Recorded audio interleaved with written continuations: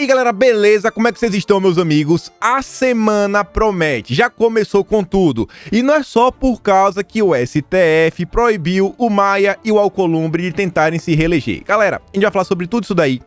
Tudo que aconteceu. Sabe o Marcos Pereira, que estava lá do Republicanos, não sabia se ele ia, se ele não ia, já se declarou oficialmente um dos candidatos que vai participar. E aí agora o que o governo vai fazer? O que o governo está pensando para o Senado? Mostrar aqui algumas coisas, mas também a semana tem várias outras coisas. Temos aí o Barroso falando as coisinhas aí de eleição, de voto, inclusive voto facultativo. Vamos também falar um pouco de segurança pública.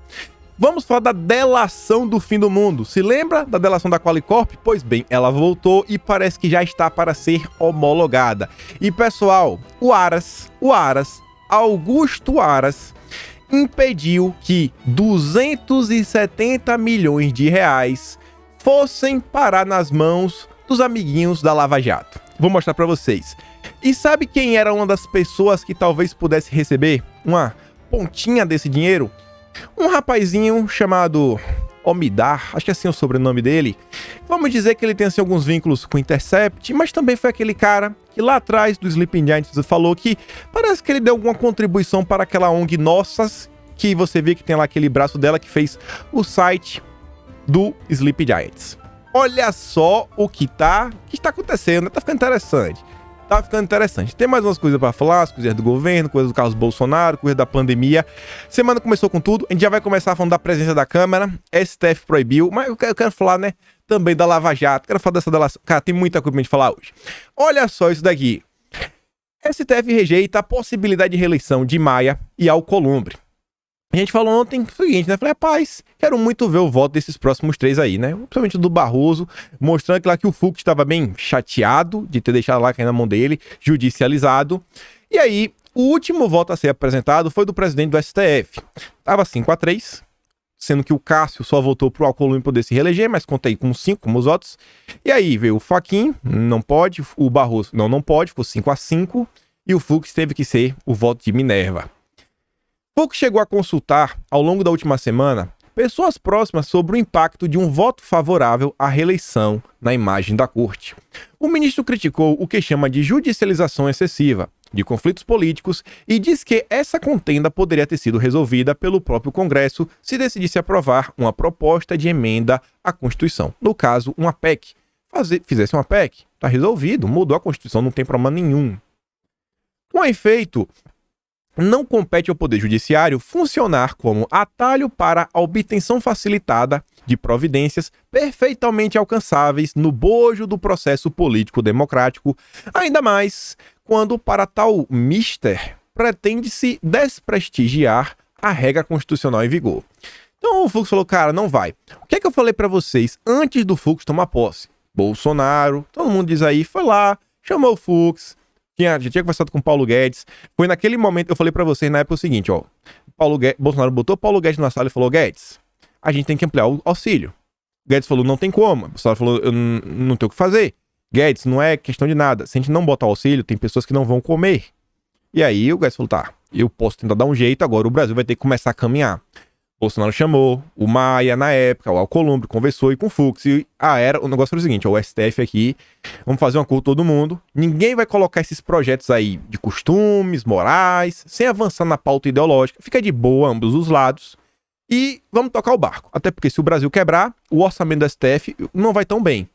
Falei que ia dar uma baixada, mesmo assim o Fux ainda tem, né? Ele gosta de uma agenda 2030, diversas coisas. E o Fux vem seguindo essa tomada, vem barrando algumas coisinhas do pessoal, não esquece isso aqui, deixa de arquivar, tira de pauta. Tá uma coisa interessante. Mas olha só sobre isso daí. A gente vai falar dos resultados, o que é que muda na eleição. Voto à reeleição de Maia Alcolumbre acirra a divisão no Supremo. O veto à reeleição dos presidentes da Câmara, Rodrigo Maia, e do senador Davi Alcolumbre, acirrou ainda mais a divisão que já existe entre dois grupos no Supremo Tribunal Federal. Os ministros que votaram a favor da reeleição o fizeram acreditando que havia uma margem de segurança de que a maioria dos magistrados seguiria essa tese. Aliás, foi com base nisso que o caso foi pautado por seu relator, o Gilmar Mendes. O Gilmar que estava encabeçando isso. Até sexta-feira, Quando começou o julgamento sobre o tema no plenário virtual, alguns ministros da corte garantiram a colegas e também a Maia e o Alcolumbre que se manifestariam na linha de que é uma questão interna corporis, ou seja, que deveria ser decidida no Congresso, abrindo caminho para a eleição. Então o pessoal estava achando que isso ia acontecer, mas não teve e perderam de 6-5. E o pessoal não gostou, o Gilmar não gostou. Os planos, porém, mudaram ao longo dos últimos dias. Na verdade, eu acho que mudou bastante nos últimos 2 dias. Depois que teve o primeiro dia de votação, que teve o voto do Gilmar, do Toffoli, do Marco Aurélio e do Cássio, tava ali já um 3-1, acho que ali começou a mudar, porque durante o sábado inteiro e o domingo, a própria grande mídia começou a botar-se uma pressão, falou, cara, o negócio tá ficando tenso. Tá ficando tenso pro STF. Votos contabilizados como certos pela reeleição dos bastidores do STF, como o do presidente do próprio Fux, que já havia sinalizado que daria seu aval, e dos ministros Barroso e Fachin, foram favoráveis ao veto da mesma. Para os colegas, a mudança se deu devido à pressão da imprensa e da opinião pública, que apontavam que a reeleição na mesma legislatura da Câmara e do Senado feria a Constituição. A mudança dos últimos dias. Com isso, parte dos ministros que contavam com esses votos a favor da reeleição, que acabaram não vindo, se sentiram traídos e expostos e prometeram dificultar a presidência de Fux. Um deles chegou a dizer à coluna que essa atitude foi a gota d'água e que a gestão de Fux como presidente acabou. Se isso falou ou não foi dito, a gente não sabe. O que eu sei é o seguinte, é claro, dentro do STF, que a gente tem pelo menos um grupo dos lavajatistas, como o próprio Sérgio Moro diz, né? In Fux we trust. No Fux nós confiamos. A própria Rosângela já repetiu essa frase. Então, o Fux, o Barroso, o Fachin curte também um lavajatismo. E tem essas ministras lá, Carmen Lúcia, Rosa Weber, depende. O Marco Aurélio tá sendo um pouco mais isolado já, tá perto de sair. Mas você vê que tem um pessoal que é anti-Lava Jato. Gilmar, o Toffoli, o Cássio, eu acho que ele entra para entrar como... Vai ficar muito mais próximo do Gilmar e do Toffoli, nessa linha em termos de Lava Jato, Lewandowski também. Você vê que o negócio ficou meio tenso, né? Tá meio tenso. E o Alexandre de Moraes, eu acho que ele fica mais pro lado dos anti-lavajatistas. Mesmo que ele ainda goste de um Sérgio Moro, mas acho que ele fica um pouco mais do outro lado. Votaram contra a reeleição Fux, Fachin, Barroso, Marco Aurélio, Carmen e Rosa Weber. Ficaram vencidos aí Gilmar, Dias Toffoli, Lewandowski, Alexandre de Moraes e Nunes Marques. E fala que o último votou apenas a favor da reeleição de Alcolumbre. Que o que aqui vinha sendo desenhado, que eu falava para vocês, no entendimento do governo, Alcolumbre meio que seria o candidato do governo. O governo tava aí, Alcolumbre tá reeleito, tem voto. Entre as opções, fizeram a conta, deixa o Alcolumbre. Era a ideia do governo, era emplacar o nome do Alcolumbre. Não ia fazer campanha, ia deixar só rolar o jogo. Aí o antagonista pega essa matéria, né? Eles gostam, eles odeiam o Gilmar por tudo que já fez contra Sérgio Moro, Deltan, esse pessoal todo, e fala que a gestão de Fux como presidente acabou. Será que acabou? Não sei. Será que isso realmente foi verdade? Se a Globo plantou? Se plantou isso daí, qual o interesse por trás disso? Tá meio nebuloso. Vou tentar investigar isso daí e trago para vocês. E olha só, o que pesou para o STF proibir a reeleição de Maia Alcolumbre? Primeiro motivo é simples, é a questão da repercussão negativa, sabe? A mídia, todo mundo em cima, e fala assim, especialmente porque, para chegar a essa conclusão, seria necessário fazer uma interpretação da Constituição Federal considerada devia ser ampliativa, né? Considerada ampliativa demais no meio jurídico. Acho que assim ficava mais... O português tá meio estranho. Outro fator que pesou para ministros mudarem de ideia foi o fato de Gilmar Mendes ser o maior defensor da possibilidade de reeleição de Maia Alcolumbre. Na sexta-feira, ministros do STF trocaram mensagens por celular com notícias de que, se a reeleição fosse autorizada, Mendes sairia fortalecido no episódio. A luta interna por poder na corte impediu alguns ministros de endossar o Gilmar Mendes, que no STF é um dos principais interlocutores do Palácio do Planalto e do Congresso Nacional. Dar mais poder ao ministro neste momento é uma forma de enfraquecer Fux presidência do tribunal. Então parece que o STF tá nervosinho. O STF brigando entre si é a melhor coisa que existe, né? Melhor coisa que existe. Um STF enfraquecido é bem interessante. Vamos olhar de perto isso daqui, mas vamos falar agora em termos gerais. Isso daqui o pessoal já tinha comentado. A Elisa, lá no Twitter, conseguiu botar aqui com antecedência. Eu falava que era interessante ver como é que seria votar, principalmente o Barroso, eu queria ver bastante do Barroso. E a Elisa falava que é o seguinte, eu acredito que vai dar empate e a decisão vai cair na mão do Fux. Barroso e Fachin tiveram um grande protagonismo negativo, né, durante a pandemia e eleições, mas de maneira sorrateira, o povo só sabia depois de a tomada das decisões. Agora vão querer mostrar que respeitam a Constituição. Eu falo mesmo, mas por razões diferentes. A decisão vai ficar pro Fux, o que ele não queria. O Fux não queria decidir isso. O Fux não queria decidir isso. E ela falava, vai cair no colo dele. Fux, inclusive, declarou há menos de um mês que é contra essa provocação diária do Legislativo para que o Judiciário decida matérias que pertencem às esferas de outros poderes. Você fala, cara, é por aí mesmo. O Fux já tinha avisado. Ele falou, cara, não quero um mandato midiático, sabe, holofote. Não, vamos tentar baixar o tom do STF. E deu ruim. Deu ruim. E aí, como é que o Congresso, que agora não, o Planalto tá vendo isso daí, a presidência. CNN aqui já disse, e eu acho que é por aí mesmo, que o Planalto comemora e vê jogo zerado em eleição no Congresso. Zerou, sabe? Maia aí, cara. Mas não vai ser um cabo eleitoral forte aí pro candidato dele, mas não é o Maia. Era o maior problema. Lembra, o governo, olhando a questão do Maia, o governo tava pensando assim que era capaz de perder os dedos e os anéis. Eles estavam tentando pensar num cenário que, cara, não vai mais precisar entregar os dedos. Tá muito mais fácil agora. Sem o Maia é muito mais fácil. Se você se pergunta por que com o Maia era mais difícil, porque o Maia, ele consegue agrupar todos os votos da esquerda. Ele não tem problema de comunicação com a esquerda. Ainda que o pessoal votou contra a reeleição dele, ele não tinha problema, ele se comunica com todos. Ciro Gomes foi um dos principais interlocutores do Maia. A entrevista clássica no Edessade mostrava isso. O Maia, ele consegue todo mundo de lá, ele tem esse trânsito, ele tanto gosta de mostrar com o MDB, com o PSDB, só que agora o Maia tá de fora. E os candidatos que estão, gente, nenhum, caso vença, ainda que não seja o candidato do governo, não é tão ruim contra o Rodrigo Maia. Pelo menos não aparenta ser. Aí você vê que o Palácio do Planalto comemorou o resultado do julgamento, que barrou a possibilidade de que os presidentes do Senado, Davi Alcolumbre, e da Câmara, Rodrigo Maia, possam ser reeleitos para os cargos no dia 1º de fevereiro. Interlocutores do presidente Jair Bolsonaro, com quem a CNN conversou, avaliaram que o STF percebeu que a decisão que permitisse a recondução iria gerar um desgaste muito grande para a corte, uma vez que a Constituição é clara em vedar essa possibilidade. A leitura é que houve um recuo por parte dos ministros do STF diante de críticas que vinham sofrendo nos últimos dias e que o jogo nas duas casas agora está zerado. Cara, tá zerado, ninguém sabe. Para o governo, apesar de Alcolumbre, com quem o Planalto tem boa relação, está fora, assim, o Alcolumbre está fora, tirar Rodrigo Maia era o principal objetivo. E a gente vem mostrando isso daí há muito tempo. Você não acha matérias do governo se preocupando em vencer o Senado, não tem. Por quê? Porque o governo não tem uma base forte no Senado, não tem uma base forte. O governo sabe que é mais fácil buscar na Câmara. E se o governo vence na Câmara, é na Câmara que os projetos são pautados. É através da Câmara que as comissões são feitas. Questão do orçamento começa, tudo se começa na Câmara. Ou seja, não adianta você ter o Senado e nada chegar. Tá tudo travado na Câmara. Você tem a Câmara, ainda que o Senado não paute, você já começa a colocar pressão. Fala, amigo, a Câmara já aprovou. Adiante. Então, como perdeu, beleza, a gente não sabe como é que vai ser agora, mas o mais importante era tirar o Rodrigo Maia. Acabou.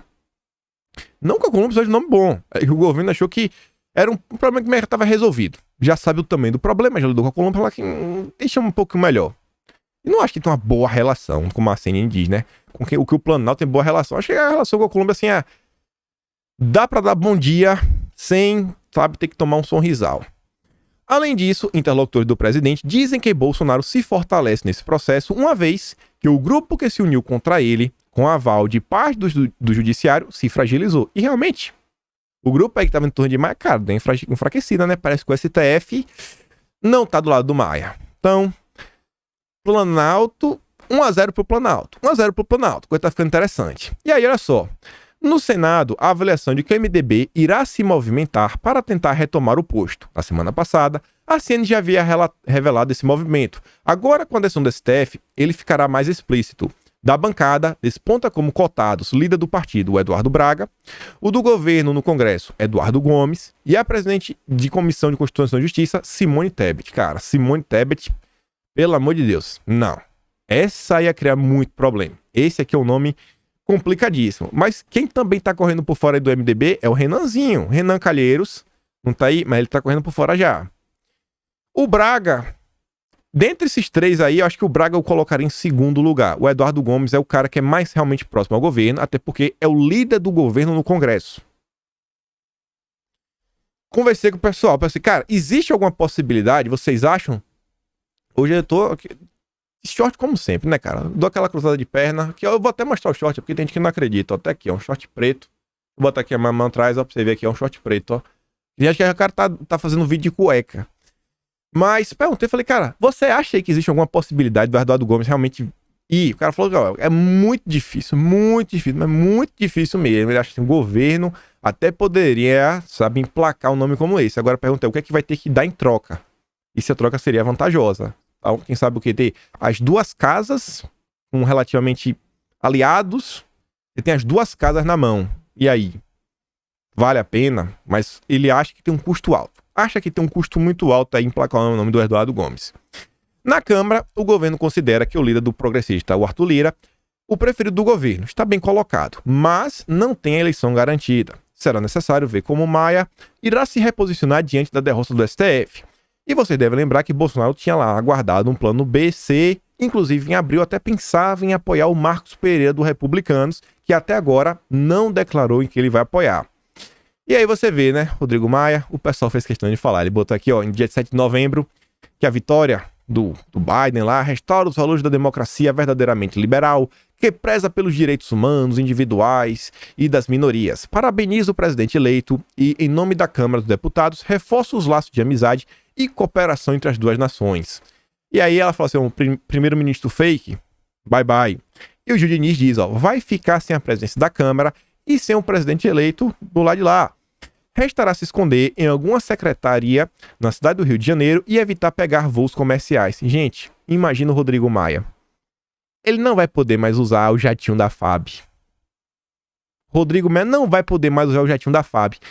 Imagina o Rodrigo Maia sendo recepcionado pelo povo brasileiro. Rodrigo Maia, sua cara é bem conhecida, Rodrigo Maia. Rodrigo Maia, você vai receber todo o amor do povo brasileiro por tudo que você fez. Eita, rapaz, eu sei que vocês já estão ficando se empolgando, né? Tá todo mundo aí doido pra se encontrar com o Rodrigo Maia, pra apertar a mão dele, pedir os obrigado, parabéns, pedir um autógrafo. E Rodrigo Maia, tá todo mundo esperando esse dia, né? Todo mundo esperando o dia do verdadeiro Fora Maia. E aí, o Marcos Pereira, que não tinha se posicionado, tava esperando, monitorando, inclusive, a candidatura do Lira. Gustavo Maia fala o seguinte, ó, assim reagiu o vice-presidente da Câmara dos Deputados à decisão do STF de barrar a reeleição de Maia e Alcolumbre. E deixa uma pergunta, será candidato? E ele diz, serei. E ele falava lá do artigo tal, que não podia se reeleger. Depois ele vai e fala, ó, serei porque estou dialogando com as colegas e sinto que há uma busca por renovação. Óbvio que estamos em um grupo político e tenho convicção que poderei ser candidato deste grupo. Candidato deste grupo. Vocês sabem qual é o grupo que ele está falando? Ele está mais pro lado do governo. É só avaliar duas coisas. Ele vai tentar realmente ver assim se ele consegue emplacar o nome dele. Mas na verdade, aqui é aquela questão seguinte, né? Tá se precificando. Agora que o Maia não vai mais, o passe dele aumenta. O passe aumentou, cara. Assim, pô, Bolsonaro, é o seguinte, né? O Maia não vai mais. Eu posso, quem sabe aí, né, pegar uns votos, porque o pessoal do Maia vai votar em mim, do MDB, do PSDB, Cidadania, PV, uma parte da esquerda, sabe? E aí, cara, eu posso não concorrer. Ou eu posso concorrer pelo seu lado. E aí? Qual é a negociação agora? Vai rolar uma negociação. O preço do passe tá elevando. Mas, independente disso, é o Republicanos. Partido dos filhos do filho do presidente, do Carlos, do Flávio. E, inclusive, Bolsonaro já vem se aproximando desde abril com Marcos Pereira, visando um possível candidato para presidente da Câmara. E Bolsonaro falava, foi inclusive no vídeo antes que eu mostrei, falava assim, não, no final dos dias vai ser decidido de acordo com lealdade e viabilidade. Entre o Marcos Pereira e o Rodrigo Maia, cara, aparentemente, tudo indica que é melhor o Marcos Pereira. Tudo indica. Se vai ser, a gente não sabe, mas tudo indica. Pastor aí, né, tá de licença, tudo. Bancada evangélica. Vamos ver. E aí você vê aqui, ó, CNN Brasil. Brasília, Rodrigues. Candidatos à cadeira de Rodrigo Maia na Câmara saíram em defesa da decisão do STF que barrou a eleição no Congresso. Aí todo mundo saiu em defesa, todo mundo querendo se colocar, e agora vai ser a briga interna para saber quem será o candidato que vai herdar os votos do Maia. Candidatos à cadeira de Maia saíram em defesa da decisão do STF. Na noite deste domingo, o deputado Fábio Ramalho, do MDB, acredita que consegue reunir apoio de pessoas de direita, esquerda e do centro. Ele não recusa o debate de convocar uma nova constituinte para reformular algumas regras do texto.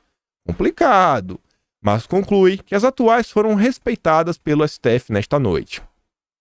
Integram a lista de virtuais candidatos agora Baleia Rossi, Bivar, Aguinaldo Ribeiro, Elmar Nascimento, Arthur Lira, sendo este último carimbado como nome do Planalto. Cara, eu não consigo... Desses nomes aqui, Elmar Nascimento, eu fico assim, eu não sei muito bem qual seria a relação dele. O Baleia Rossi, Bolsonaro também buscou ter uma aproximação. Bolsonaro, principalmente você deve lembrar na parte lá do Líbano, ele mandou o Temer. Ele falava lá, mandou uns acenos. O Baleia Rossi falou, não, a gente entende tudo, obrigado. Mas, ó, cada um no cada lugar. Não acho assim que eu tô te apoiando de 100%. Mas segue o jogo, segue o jogo. É melhor, aparentemente, sabe? Não é pior do que o Maia. Não é pior do que o Maia. Aparentemente.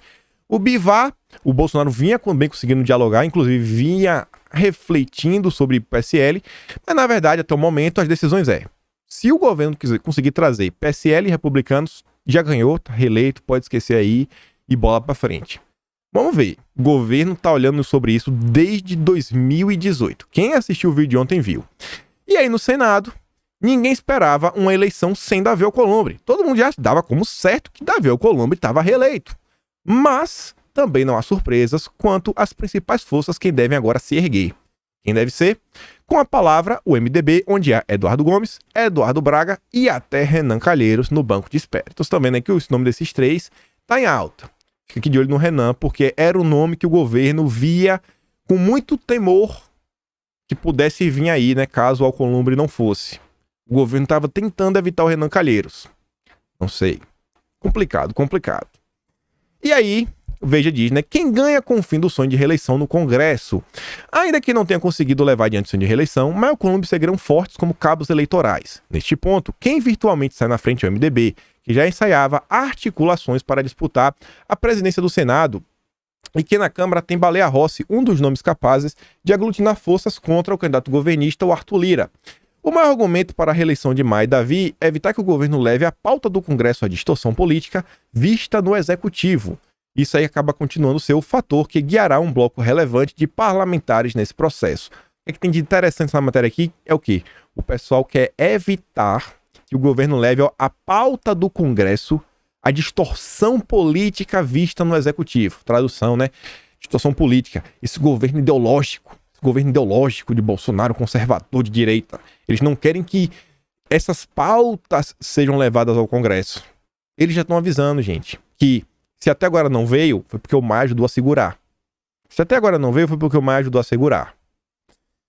Tá interessante, tá ficando interessante. E aí, saindo um pouquinho desse tema, para agora a gente falar um pouquinho aqui da delação do fim do mundo. A gente falou dela, a delação da Qualicorp, aquela que envolve a questão dos planos de saúde, que pode reviver a delação do Eduardo Cunha. Temos aqui que Palocci é a estrela da delação de fundador da Qualicorp. Na delação premiada de José Seripieri Júnior, o Júnior da Qualicorp, a estrela é Antônio Palocci. Quem compulsou o texto da delação diz que o adjetivo escandaloso cabe à perfeição para descrever as peripécias de Palocci. Júnior também é personagem da polêmica delação de Palocci. Mas, para quem conhece as duas colaborações, o que foi levado agora, nessa nova delação, não são os mesmos esquemas contados pelo ex-ministro de Lula e Dilma, que, aliás, não fazem parte da delação de Júnior. Gente, é um esquema completamente novo. É um novo esquema, completamente novo. Entendeu porque eu falei que era a delação do fim do mundo? Envolvem diversos políticos, lobby, políticos como, por exemplo, Romero Jucá, que está sem mandato, ou seja, sem foro privilegiado. Já pensou o Romerinho Jucá? O cara aí, né, conhecido por não estar na política, mas tem uma empresa de lobby. Romero Jucá, cuidado, cara. Cuidado, Romero, cuidado. Já vai pensando na delação. E aí, falei pra vocês que a semana vem forte. Mais sobre a delação da Qualicorp. O Luiz Paulo falou o seguinte, ó. Semana promete fortes emoções. Colocou a pipoquinha. Barroso pode homologar delação da Qualicorp. Lava Jato começou com muito menos. Olha só. Olha o que a Lava Jato se tornou e começou com muito menos. Com muito menos. Vocês estão entendendo? A PGR está com o novelo na mão. Memória da empresa guarda mais sobre mercado onde azeitam-se promiscuidades com agências reguladoras. E aí você vê, ó, nesta semana, o ministro Luiz Roberto Barroso poderá homologar a papelada da colaboração do empresário José Seripieri Júnior da Qualicorp, feita pela PGR. Há mais de uma semana, a repórter Bela Megali revelou que Júnior, como ele é conhecido, concordou em pagar 200 milhões a viúvas pelas transações em que se meteu, alimentando caixas de políticos. Em julho, ele passou 3 dias na cadeia e sua colaboração foi antecedida pela de um sócio. Finalmente, olha isso daqui. Finalmente, o Ministério Público acercou-se desse mercado. A Lava Jato chegou perto, mas distraiu-se. A Lava Jato se distraiu, ó. Não estou vendo nada. Não estou vendo. É tipo assim, ó. Deltan, olha pra isso. Não tô vendo. Não tô vendo. Não. Sai.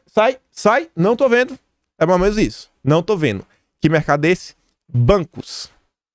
Vocês viram algum banco grande envolvido na Lava Jato? Tem bancozinho pequeno, não? Vocês viram algum banco grande na Lava Jato? Isso é muito estranho. Vocês conseguem acreditar que tanto dinheiro, cara, foi operado sem a presença de nenhum banco? Nenhum? Um Bradesco? Itaú? Santander? Nenhum? Zero? Cara. Teve lá o Banco do Brasil, né? Mas cadê os outros? Cadê os outros bancos? O pessoal se distraiu. O pessoal da Lava Jato se distraiu, né? Não estou vendo, estou cego. E olha só, Deltan Dallagnol, coordenador da Força Tarefa, recebeu pelo menos 580 mil reais. 580 mil, 6 dígitos, sabe? Meio milhão, quase mais de meio milhão de reais, fazendo palestras para plateias da Unimed. A delação do Juninho é sobre o lobbyzinho aí, né? Os esquemas de plano de saúde. A Unimed tem plano de saúde? Não sei, mas Deltan, você é um palestrante, sabe? Que faz Lula ficar com inveja. Lula tá com inveja do Deltan. Sempre foi inveja. Até agora tá entendendo o que é, né? A briga, quem tinha a melhor palestra. E aí ele explicou que repassava os valores a entidades filantrópicas. Deltan mandava para entidades filantrópicas. ONGs. Meus amigos, ONGs. A gente falou no início, né? Sleep Giants. Deltan. Eu tô decepcionado com você, Deltan. A gente vai chegar lá. Quando a colaboração de Júnior for conhecida, será possível avaliar a sua profundidade. A Operação Lava Jato começou com muito menos, pois nela o fio da meada foi puxado a partir de um posto de gasolina que lavava dinheiro. A memória da Qualicorp ou de qualquer grande operadora guarda muito mais que isso. Os procuradores de Curitiba puxaram os fios e deu no que deu. A PGR está com o novelo na mão.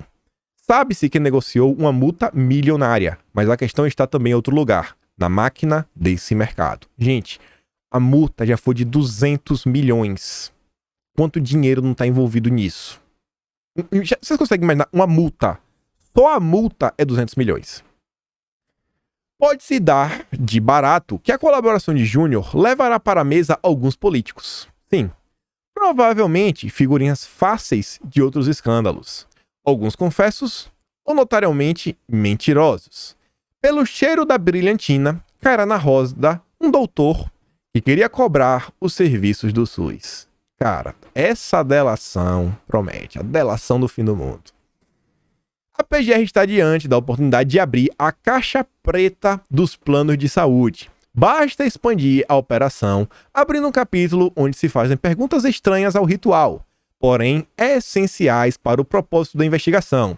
Assim foi com a Lava Jato, e assim foi com a investigação da Receita Federal e do FBI americanos que detonou as roubalheiras da cartolagem internacional do futebol.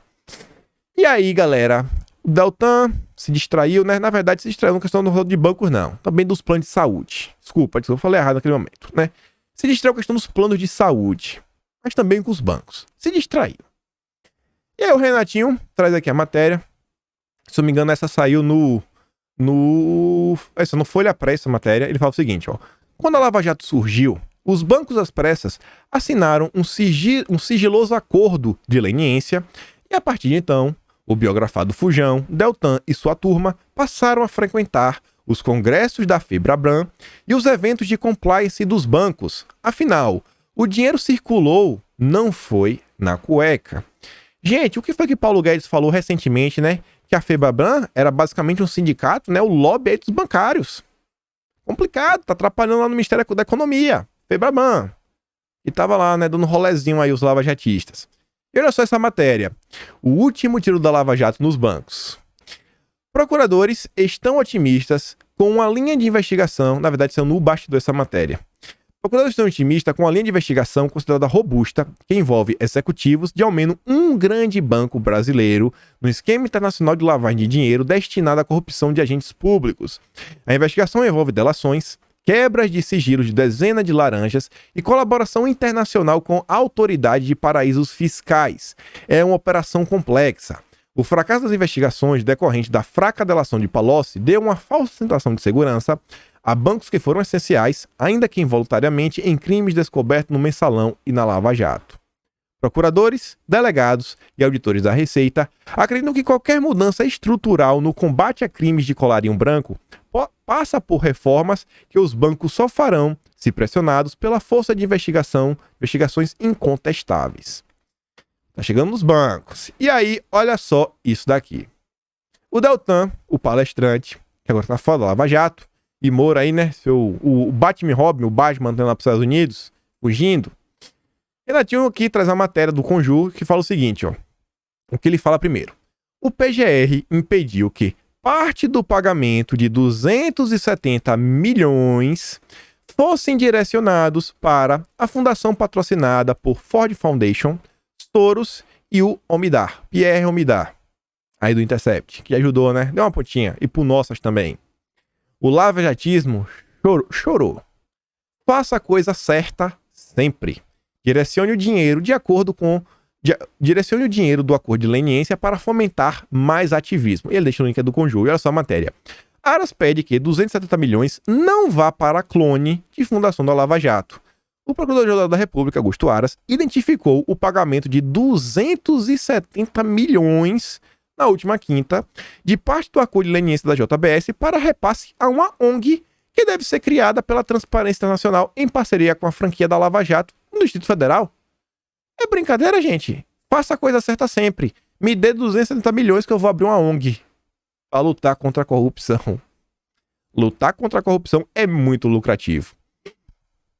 Diante disso, o PGR encaminhou nesta sexta-feira um ofício à subprocuradora da República, Maria Irineide Olinda Santoro Facchini, coordenadora da 5ª Câmara de Coordenação e Revisão, com documentação referente ao caso e solicitou que a quantia seja depositada no Fundo de Direitos Difusos ou revertidos em favor da União. Bota outro lugar, cara. Pô, Deltan, pô. E aí eu tive acesso ao parecer que traz aqui, né, os valores. Olha só, gente. A Ford tá aqui. Estão vendo, né? E você vê o Omidar. Essa fundação, a Transparência Internacional, que eles iam criar tudo, um dos patrocinadores já é o Jorge Soros. Pierre Omidar, cara, rapaz. Quer dizer que, pelo menos de forma indireta, os lavajatistas curtem o Sleep Giants? Porque o Pierre, né, já deu um dinheirinho pro Nossas. Que tem lá, esqueci agora aquele subgrupo dele que faz páginas, coisas que fez a página lá do Sleep Giants. Interessante, hein? Moro e Sleep Giants. Quantos estão surpresos? Você tá surpreso? Eu não tô surpreso. Moro e Sleep Giants, rapaz. Sérgio Moro com Sleep Giants. Nunca esperava, viu? É óbvio que esperava. A gente torcia por isso, né? Ah, Sérgio Moro. Mas beleza, segue o jogo. Já que a gente tá aqui falando de segurança pública, né? Ministério Público, vamos falar um pouco de segurança pública. Mais ou menos assim, né? Atrapalhar a ordem das coisas. Roberto Mota, ele trouxe ontem uma thread Que inclusive eu já fiz um vídeo aqui no canal, falando um dos primeiros vídeos, acho que foi o vídeo 36, uma coisa assim, que ele fala do sistema, como posso falar, criminal brasileiro, né? Como as coisas foram mudando ao longo dos anos. E ele coloca uma coisinha aqui, ó, eu quero ler para vocês. Primeiro, criaram a progressão de regime, reduzindo as penas dos criminosos a 1/6 da sentença, e nós ficamos calados. Depois, estenderam a progressão de regime a crime hediondos. Achamos estranho, mas continuamos em silêncio, porque até então, assim, ó, é 30 anos, é 30 anos. Não, agora é 1/6. Agora 1/6 pode também ser pé hediondo. Depois, criaram a visita íntima para que os criminosos fizessem brincadeirinhas e ficamos quietos. Eles também têm direito, nos disseram. Criaram a remissão de pena por leitura, para reduzir ainda mais a pena para cada livro lido pelo preso. Achamos interessante. Depois criaram as saidinhas temporárias em 7 feriados do ano e também não falamos nada. Criaram o auxílio reclusão, maior do que um salário mínimo a ser pago para os presos, né? Porque, complicado. E muitos de nós o defenderam como uma medida justa. Quando o CNJ criou a audiência de custódia, com uma única felicidade de verificar o bem-estar do preso e livrá-lo da cadeia em 24 horas, nem fomos informados. Depois criaram o ECA e a lei do SINASE, garantindo a impunidade dos criminosos com menos de 18 anos. Nem ousamos sussurrar qualquer protesto, temendo ser acusado de querer encarcerar nossas crianças. As ONGs dos direitos humanos se uniram contra a construção de presídios. Depois, diante de celas superlotadas, pediram piedade para os criminosos. O Brasil prende demais. Anunciaram em uma grande campanha. Acreditamos em tudo isso. Esquecemos das vítimas.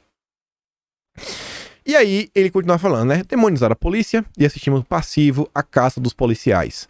Ensinaram as nossas crianças, por todos os meios possíveis, até na escola, que drogas são inofensivas e fazem parte de um estilo de vida descolado e moderno.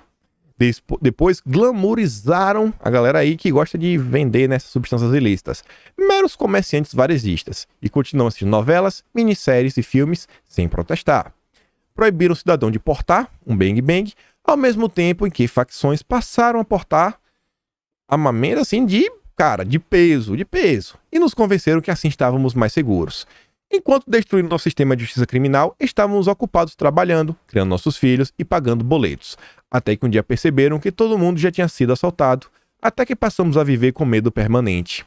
Até o dia em que a Corte Suprema manda suspender operações policiais. Esse dia é hoje, e os protagonistas agora somos nós. Em homenagem ao Cabo Cardoso, da Polícia Militar do Rio de Janeiro, que veio a óbito, né, tentando impedir um assalto. E, gente, graças a Deus, a polícia já o encontrou, sabe? O culpado. Aí você vê como é a mídia. Olha o suspeito. O suspeito é preso. É o suspeito. É o suspeito, rapaz. Só um mísero suspeito. E, gente, eu queria pedir de vocês aqui, de boa mesmo, 1 minuto do seu dia, pra gente pelo menos ouvir aqui as últimas falas da filha dele, sabe? Durante aí o seu velório. Muito bonita as falas dessa menina, quero mostrar aqui pra vocês. Se me perguntassem quem seria meu pai, eu escolheria 1000 vezes. Porque de 10 vidas, 11 eu te daria. Você é meu herói, você é meu campeão, meu vencedor. Pois no dia que o vô morreu, você ficou triste. E eu não sabia a dor que era perder um pai. Hoje eu reconheço. E eu sei que você ficaria triste de ver que eu estou. Mas acredite, eu sou o seu sangue, eu sou a sua filha, eu sou o seu jeito. Eu sou você, Corinha. Acredita, eu sou forte, igual você era. E eu vou continuar sendo, não importa aonde você esteja. Porque você sabe a filha que criou. Você sabe os ensinamentos que você deixou pra mim. E eu vou segui-los. E os meus filhos saberão quem foi o avô dele. E carregarão o seu nome. O seu sobrenome, do qual eu tenho orgulho. E falar que eu sou Cardoso. Muito madura pra idade que ela tem, viu? Palavras muito bonitas. Você vê, né? Num momento tão triste, teve força pra falar isso. Que mostra que o Cabo Cardoso não foi só um simples policial. Foi mais do que tudo, foi um pai, um homem de família, um homem temente a Deus. E com certeza agora tá num lugar muito melhor. Então toda aí, né? Carinho pro Cabo Cardoso. Deus conforte a família dele. Um absurdo o que aconteceu. Absurdo o que aconteceu. Mas tudo bem, né? E aí, continuando aqui, falando aqui da questão, Saiu isso daqui ontem também, cara. Você vê como é, né? A polícia, velho. Como a polícia, sabe, são heróis. Ontem aqui o Coronel Tadeu nos informou que, gente, concretaram um ser humano, um senhor de idade. Qual era o interesse disso? Era deixar lá? Concretar e deixar lá? Ah, deixa lá, a gente vai tirar de lá, é só uma brincadeira, você só tá trollando ele. A que ponto chega, né, o ser humano às vezes? Que ponto chega, né? Ele diz, ó, bons ouvidos, perspicácia na localização da vítima, fazer a quebra do concreto e ter competência no resgate. Parabéns.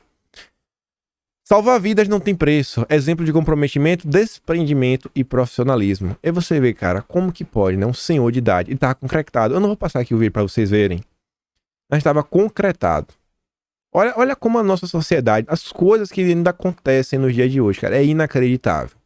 Tava concretado lá, peladinho, nu. A polícia foi lá tirar. Um senhor de idade. Tava querendo se desfazer, né? Não presta mais. Não presta mais. Difícil, galera. Difícil. Tem hora que chega... Quando vê isso daí realmente desanima, viu? E o Roberto Mota volta aqui para mostrar mais umas coisas absurdos do sistema de segurança pública do Brasil. Ele fala o seguinte, que tem amigos juízes, desembargadores, promotores e procuradores em todo o Brasil. Não falo por eles, mas digo isso. A maioria é favorável a uma lei penal decente, com penas proporcionais aos crimes, e não essa piada que existe hoje.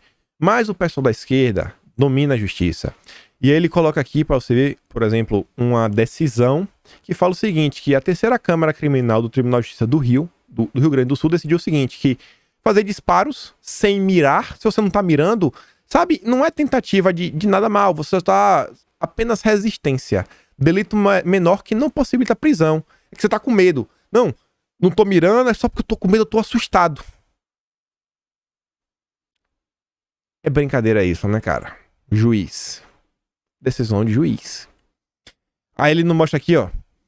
Tenho amigos policiais do Rio Grande ao Amazonas, policiais civis, militares, federais, rodoviários federais e guardas municipais. Sempre que posso, sou a voz deles. Eles lutam uma guerra assimétrica contra o inimigo que pode tudo e tem apoio ideológico e de marketing.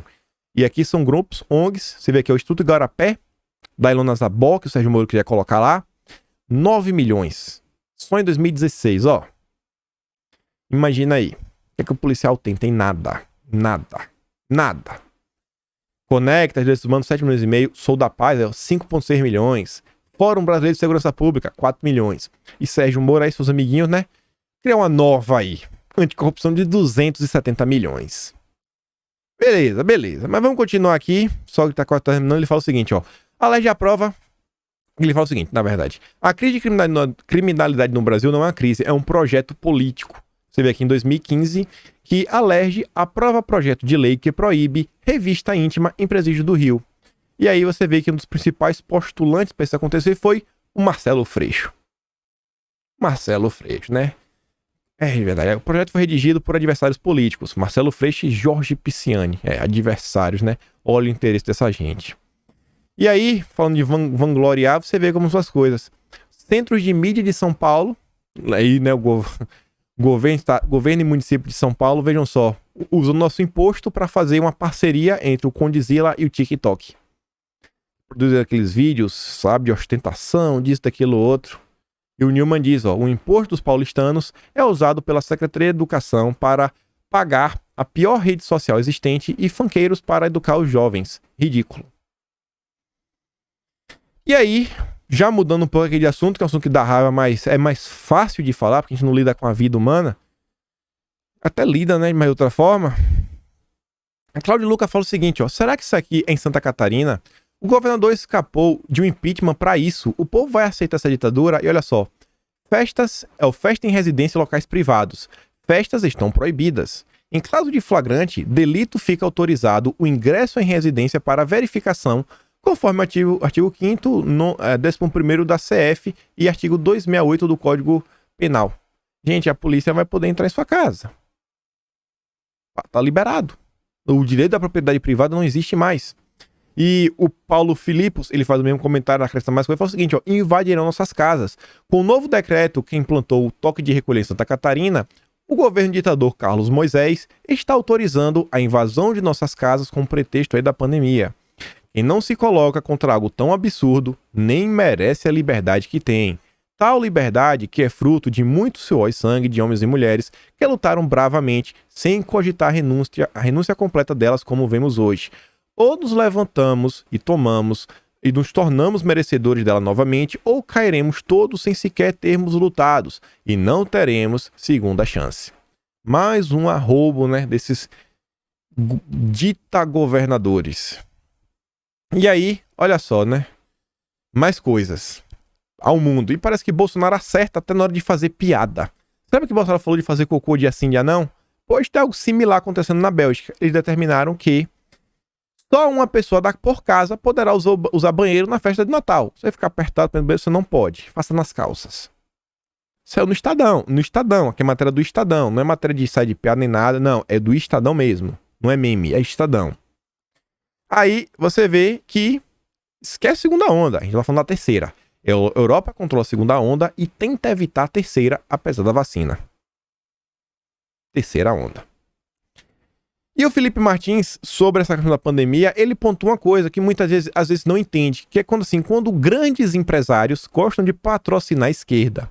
E ele fala o seguinte, ó, a esquerda é uma espécie de sugar baby do grande capital. Em troca de dinheiro, os esquerdistas fornecem tudo o que os metas capitalistas mais querem. Economias altamente reguladas que viabilizam o capitalismo de compadrio e protegem as grandes corporações de qualquer concorrência. É tão difícil você abrir uma empresa que só as grandes empresas conseguem operar. E elas vão crescendo mais e mais e mais e mais a cada dia.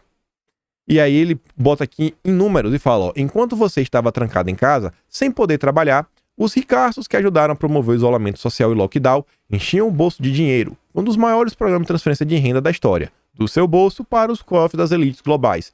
Aí você vê, ó, Elon Musk cresceu 413%. Aqui, ó, o total de dinheiro dos mais ricos cresceu 34%. Aí, ó, patrimônio dos super ricos brasileiros cresce 34 bilhões durante a pandemia. 33 brasileiros viram bilionários na pandemia. Veja a lista dos 10 mais ricos do país. Olha aí. Olha aí. Brasil. Beleza. E aí, só para comentar, né, porque não é muito do assunto, já ficou seco aqui. O Carlos traz essa matéria e fala o seguinte, ó, cuidado com o oxiuro. Mas o intuito dos oxiuros é criar outra narrativa emendada na outra. Ai, é culpa do filho do presidente. Aí traz uma matéria do Estadão que diz que Carlos Bolsonaro é citado 43 vezes no inquérito dos atos antidemocráticos. E eu me pergunto o seguinte, os réus não têm acesso ao processo.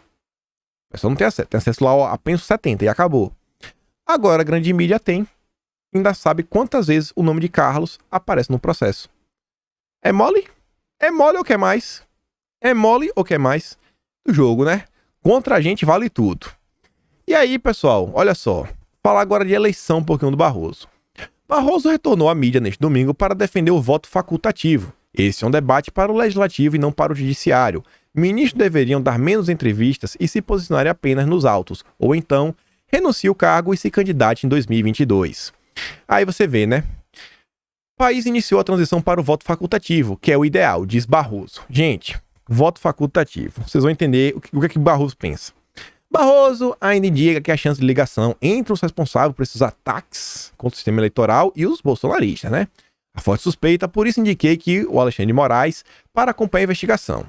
E aí faz uma pergunta para eles que é o seguinte, ó. O senhor também afirma que fazia parte de um grupo de esquerda liberal na universidade e relata que votou em Brizola e em Lula em 89. Qual é a posição ideológica do senhor atualmente? Segue como esquerda liberal? E ele fala, não. O juiz tem que ser de centro. Ou que é centro para Barroso. É progressista nos costumes e ele fala que ele é liberal na economia. Ou seja, ele é uma esquerda liberal. É porque ele não quer ser chamado de esquerda, ele quer ser chamado de um progressista liberal. É a piada com nossa cara, né? Mas beleza. Valeu, Barroso. Valeu. E depois ele fala o seguinte, ó. No seu livro recém-lançado, Sem Data Vênia, o senhor defende uma reforma política para o país e fala da necessidade de mudarmos o modelo atual para reduzir os poderes do presidente da República. O senhor acredita que é possível instituir essa mudança no Brasil? E ele diz, ó, defendo uma atenuação do presidencialismo brasileiro, mas defendo isso desde 2006, quando escrevi minha proposta de reforma política. Não tem nada a ver nem com o presidente atual, nem com nenhum dos presidentes anteriores. É uma proposta para o futuro. Vocês entendem? Eu vou repetir. Quando eu digo que o Barroso tem um projeto de sociedade, em 2006 ele já tinha uma ideia de como deveria ser o sistema político brasileiro. Ele tem tudo desenhado, gente. E quando o Barroso fala isso daí, né, questão do voto facultativo, é o seguinte, ó. Você primeiro tem o voto que todo mundo pode votar. Se for obrigatório, todo mundo tem que votar. Se já for facultativo, menos pessoas votam. E a tendência é que cada dia menos e menos e menos pessoas votem. E menos pessoas e menos pessoas e menos pessoas. E quem sabe um dia a gente não precisa que as pessoas votem. Um colegiado de iluminados, de iluministas, pode escolher qual é o nome que melhor representa os anseios da sociedade do futuro. Ou seja, nem vai ter mais eleição. É um golpe de Estado aí via STF, aos pouquinhos, devagar e sempre. Isso daí parece muito distante do que a gente estiver vendo aí do Barroso? É beleza. Mas graças a Deus, vocês não desistem. E ontem tínhamos apoiadores de Bolsonaro fazendo protesto pelo voto impresso na Esplanada. Parabéns aos brasileiros que estiveram lá em Brasília. Parabéns mesmo para vocês. O voto impresso é algo essencial. Mas eu não gosto muito desse termo. Eu falo pra vocês, né? Votos auditáveis, auditoria do voto, que se a gente fala isso aí, ou então adicionar uma impressora à urna já existente, porque a mídia sempre gosta de distorcer isso daí.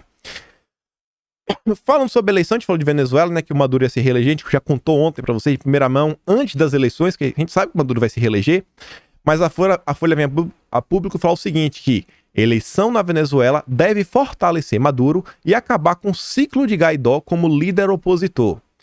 E o Leandro Rujo fala, né, é a imprensa profissional exaltando uma ditadura. Até as pedras sabem que se trata de uma eleição fake. E aí, galera, o partido de Maduro é declarado vencedor da eleição. Maduro venceu, né? É do jogo. Meu Deus, todos nós fomos pegos de surpresa. E aí, olha só isso daqui também, né? Eu falei que tinha muita coisa pra falar que nem falei na chamada. Bolsonaro proíbe ministros de conversarem com o embaixador de país, né? Há uma espécie de Bolsonaro que seus ministros, nenhum deles podem receber a audiência, o embaixador lá.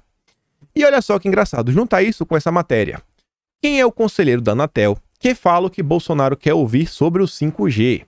Uma reunião a portas fechadas, ocorrida 2 semanas com Jair Bolsonaro, o recém-possado conselheiro da Anatel, Carlos Baigorre, falou ao presidente tudo o que ele queria escutar. Diz que não haveria nenhum prejuízo para o sistema de telecomunicação no Brasil caso a Huawei fosse banida do leilão. Baigorre, relator do edital de leilão 5G, é a principal voz contra os da agência. Na agência. Olha aí.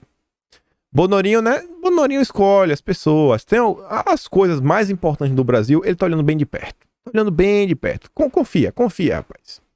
E olha só que interessante, preciso colocar isso daqui. Se lembra toda aquela narrativa que o Brasil está exportando carne de porco contaminada, isso aqui? Olha só, agora foi a vez da Austrália. Os amiguinhos do Dória estão sugerindo que a carne contaminada com o vírus da pandemia veio da Austrália, da sede de Alcatra, né? Que coisa de carne, aqui é um rump steak, né? Aqui é um Alcatra. Bati o olho aqui, compro carne direto. Aqui no do Ulis, supermercado aqui do lado, tem no lugar todo, né? A Austrália só tem 3 marcas de supermercado. Olha só. Tá vendo, né? Vai vendo. Vai vendo. E aí, só falando aqui rápido da Frente Ampla, a Ilona Zabor tá conversando aqui com o Marcelo Knobel, que fala o seguinte, ó. Amanhã, às 8 horas, estreia minha conversa com a Ilona Zabor. Cuidados, eles minam a democracia por dentro. Aqui, gente, na verdade, é uma aula para a própria esquerda. A forma como você toma o poder é por dentro. Você vai ocupando os espaços devagarzinho. Não adianta você querer vir de cima como presidente e querer derrubar tudo. Bolsonaro tá lá, de boa, não é só aqui, não é só colar. Tem muita coisa acontecendo em bastidor. E aí, o Luciano Huck também, que é dessa live, falar que ele concorda com meu amigo Eduardo Mufarege, que é o fundador do Renova BR. Não há nação desenvolvida sem líderes capazes de inspirar confiança, respeito e disposição ao diálogo. Apoiar essas lideranças é a nossa missão no Renova BR. Todo dia esse pessoal quer promover alguma agenda. Luciano Huck traz a matéria do seu principal articulador político, que é o Paulo Artung, que diz, ó, Luciano Huck, como eu, é de centro-esquerda. E aí vai lá, elogia o Paulo Artung. E E o interessado, esse pedaço da matéria tá ruim de ler, mas eu acho que eu consigo. Ele fala o seguinte, ó. Paulo Artung, o senhor vai se filiar a um partido? E diz que estou com 63 anos, exerci 8 mandatos e desde algum momento me preocupei com o encerramento dessa trajetória. Em 2010, estava em dúvidas, fui para a iniciativa privada, sem certeza, tive uma recaída, disputei 2014, mas quando tomei posse em 2015, foi com a consciência que aquilo era o fim do meu ciclo político. Sou grato à oportunidade que tive e agora retribuo, além dos mandatos no Renova BR, no Agora, no Todos pela Educação, com trabalho voluntário. Do ponto de vista de mandatos eletivos, fechei o ciclo. Então, o que é que interessante? O principal articulador Luciano Huck é do Renova BR, é do Agora, que tem lá o Russo Sem Calor, a Aluna Zabot também curte, e o Todos pela Educação do Leman. Leman. Aí a Tabata Amaral vai à loucura, né? Hein, Tabata, você que diz que não responde a nenhum... Não, eu sou independente. A gente sabe, Tabata, a gente sabe quanto você é independente. E aí, nessa entrevista também falava o seguinte, que o Taguista fez questão de trazer, né? Conversar com Dino e Moro, ou Maia e Kassab, é coisa natural. Óbvio, tem que conversar com o Flávio Dino mesmo, Partido Comunista do Brasil, conversar com o Sérgio Moro. São completamente iguais. Completamente iguais.